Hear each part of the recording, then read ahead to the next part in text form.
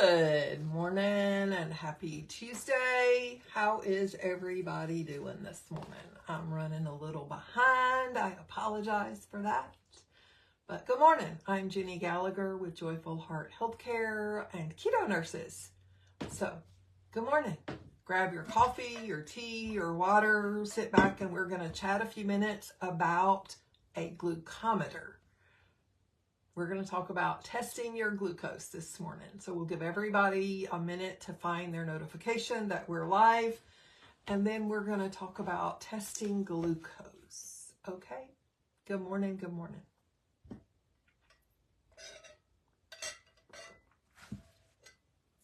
Good morning. Good morning. Oh, there's somebody. I see numbers climbing. Good morning.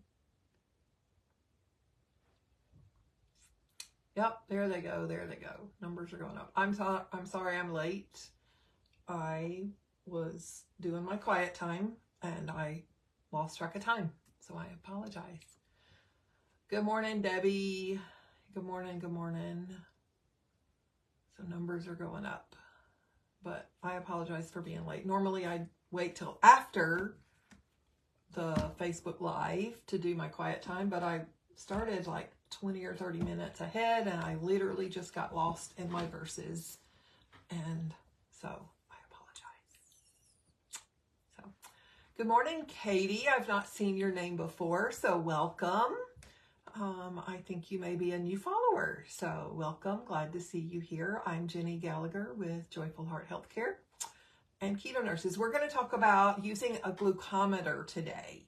So a glucometer can be one of the best educational tools for you to use. And so that's what we're going to talk about today. Even if you're not diabetic, if you just want to learn what foods do to your bloodstream, a glucometer is a very effective tool for doing so. So that's what we're going to talk about this morning. Good morning, June. Glad to see you here this morning. So a glucometer is a little device, smaller than your phone. It's used by diabetics around the world, with a little lancet device. It's got a little needle that'll prick your finger. Ideally, when you're pricking your finger, you want to avoid the finger pad. So what I typically teach patients to do is avoid your fingerprint. So use the outside edges of your finger, not your fingerprint. Okay? If you're on your fingerprint, you're going to be sore because that's the part of your finger that you use all day. You don't use the edges very much. Okay? Those are not going to be used a lot, so you want to use those for your needle prick. So that's the best place to stick your finger if you're using the lancet devices. Another great tool is the CGM, a continuous glucose monitor. It's a device about the size of a quarter. It's adhesive, so it sticks on the back of your arm in this area, with a tiny little bitty flexible needle fishing line kind of thing that is inserted into your skin to check the blood glucose. So that tool is constantly available to test your glucose. And so that's why it's called a continuous glucose monitor. So when you use a CGM, if you have a smartphone, you can take your smartphone and connect your CGM to your smartphone, and it'll communicate with your smartphone. There's an app for most of the devices, and if your smartphone will download apps, you can use the app with your CGM device. That way you don't have to buy other pieces of the equipment. Okay, so like you get a prescription for a sensor device and a receiver device. There's several components to different brands. If you just get the sensor, that's the part you put on your skin, and then you use your phone as your app to communicate with your device. So that way you can wave your phone over your device at any time and it'll register your glucose.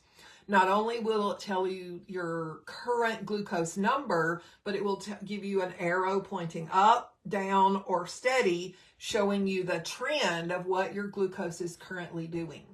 So no matter how you choose to test your glucose, the point here is to learn from your testing. If you are only testing fasting in the morning, that number is pretty useless. That is a waste of your time. It is a waste of your supplies. It is a complete waste of your finger stick. Don't bother. That number tells us absolutely nothing about your diabetes management, your insulin resistance management.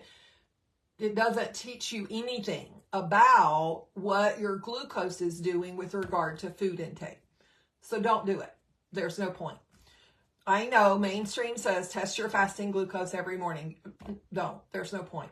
Unless you are administering insulin, like as in the case of a type 1 diabetic or a type 2 insulin dependent diabetic, there's no need to test your your fasting glucose in the morning.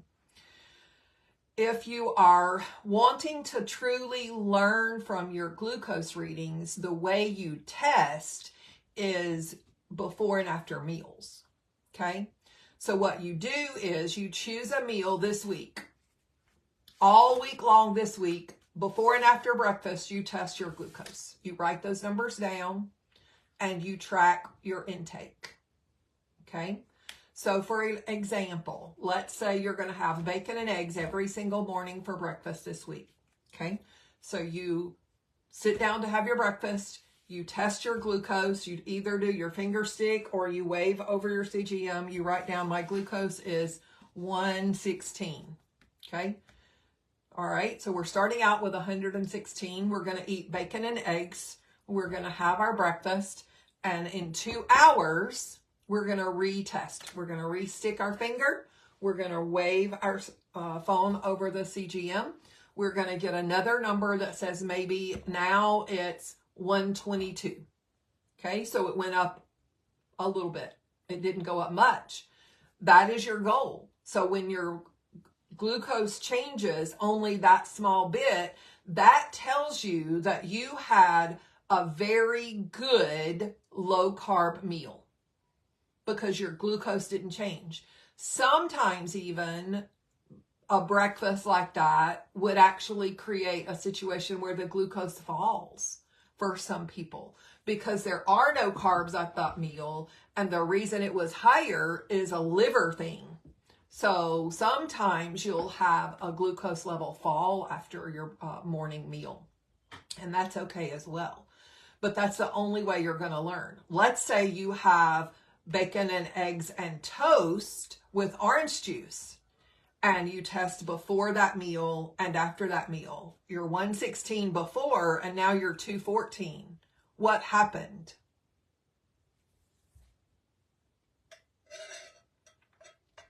Two hours after bacon, eggs, toast, and orange juice, you're now 214. What happened to that glucose level? What made it go so high?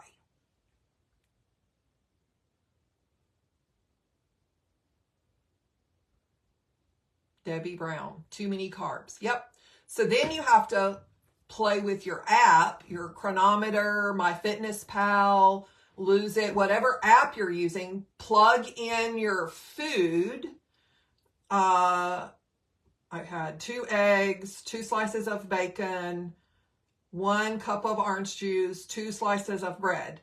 Okay, and so then you can see, oh, well, the carbohydrates were in my bread and in my orange juice. Oh, no wonder my glucose shot up so high. I had all these carbohydrates.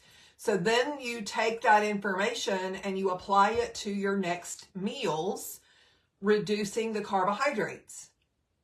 Okay? That's how you use your glucometer to teach you what is appropriate for you.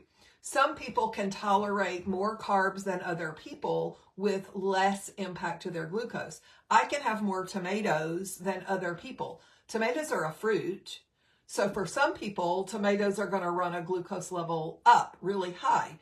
Other people don't have as high of an impact.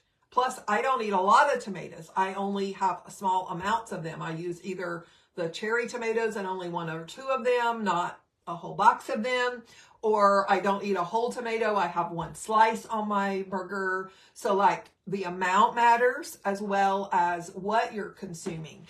And so when you are eating your food, you plug in the appropriate measurement of the food in your app, and you look to see how many carbohydrates that contained, and that will teach you what your blood sugar is doing, especially when you have the glucometer or the CGM to help you see the actual rise and fall of the glucose numbers. Okay, so the first week you would do breakfast. The next week, what I recommend is you do lunch. You can do breakfast, lunch, and dinner all at one time, but if you're doing finger sticks, that's a lot of finger sticks. You're going to do 6 finger sticks in a day if you do breakfast, lunch, and dinner before and after a meal. And I just don't tell patients to do that. That's a lot of stress on your finger stick. That's a lot of stress on your body. Like, I got to stick my finger again. I just don't teach patients to do that. I teach patients to do 1 meal a week to find the things that bother their glucose the most. Okay, that's just what I teach. There are other methods that work just fine. If you have a CGM, you could certainly do breakfast, lunch, and dinner that way. However, that's still going to require a lot of time and effort. And for a lot of people that work and have kids and family and life and business and things going on, that's a huge time component that you're putting forth towards your diet. That's yet another reason to do 1 meal a week, so that you can focus on just one set of time frame this week, and another time frame next week, and another time frame the third week. So that's how I teach patients to master their CGM use or their glucometer use.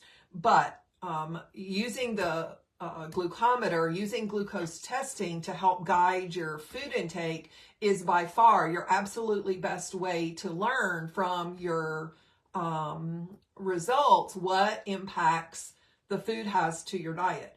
If you have a glucose reading that changes 10 or 12 points from before to after your meal, you're probably eating an okay amount of carbohydrates at that meal. If your glucose is changing 30, 40, 50 points, there's too many carbohydrates in that meal. It's simple. If your glucose is changing 100 points, way too many carbohydrates at that meal. So like there should only be 10 or 12, maybe 15 numbers changing, like 80 to 95. That would be the biggest change that I typically recommend for patients. Okay, that's a big change for me. Okay, that usually indicates that's the max amount of carbs that should be at that meal. If your glucose is changing more than that, you need to evaluate where your carbohydrates are coming from and see which ones you can get rid of. If they're grains, they need to go first because grains cause more problems than just your glucose reading. Remember, grains not only raise glucose, but they block nutrient absorption and they raise inflammation. So grains come with multiple reasons to get rid of them. It's not just a glucose problem for grains. Grains are your breads, rice, noodles, pasta, cereals, anything made from wheat, corn, rice, barley, rye, quinoa, millet. All of those grains are really unhealthy for us in multiple ways. Somebody texted me yesterday, hey, what kind of bread can I have? I had a patient ask me, what kind of bread can I have? And I'm like, none. There is no appropriate healthy bread out there commercially that I'm aware of. There are a couple of smart lower carb breads out there that some patients are able to use with minimal impact, but they're not grain-free. So if you're trying to improve your iron or ferritin or nutrient intake, they're not really that good for you because of the grain content. So you have to decide what is important for your health. What are your priorities? If you are solely working on glucose and you can tolerate the glucose change in those breads, then an occasional use of them might work in your eating plan. But not every day, because they are not grain-free and they will add up over time. They will raise your glucose, they will raise insulin, and insulin stores fat. Insulin raises inflammation. So you have to look at the whole picture. You can't just say, oh, you can't have this food because it raises glucose. Well, that's one reason, but there are multiple other reasons for avoiding some of the foods we avoid on a ketogenic or a low-carb eating plan. Okay? Anybody have questions about any of that? That's how I teach patients. I, in fact, have a blog article that has the same information on it, joyfulhearthousecalls.com. I think it's called, Do You Check Your Glucose? So if you find the joyfulhearthousecalls.com website, find the little magnifying glass and type in the search engine glucose, and this will be one of the articles that comes up. Check your glucose, and it will walk you right through this same exact process. Check your glucose before and 2 hours after breakfast 1 week, lunch 1 week, supper 1 week, and then learn from those tests what your glucose is doing because of the food you ate. Cut those foods out, watch your glucose fall. That's how simple it is. It's really not hard. Okay? Anybody got questions today?